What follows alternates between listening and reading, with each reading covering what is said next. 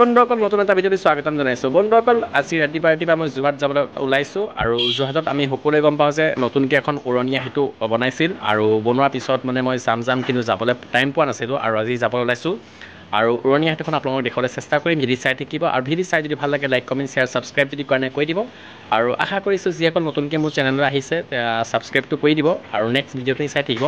আৰু আপোনালোকে গম পাই যিসকলে মোৰ ভিডিঅ' চাই থাকে এইটো চেনেল মই ৰোজ ভিডিঅ' আপলোড কৰোঁ আৰু মাজে মাজে এটা দুটা মই ব্লগ ভিডিঅ' আপলোড কৰোঁ আৰু আজি ব্লগ ভিডিঅ'টো আপলোড কৰিম আৰু অলপমান মৰম দিব আশা থাকিল। সকলোত আজি ভিডিঅ'টো আৰম্ভ কৰিম।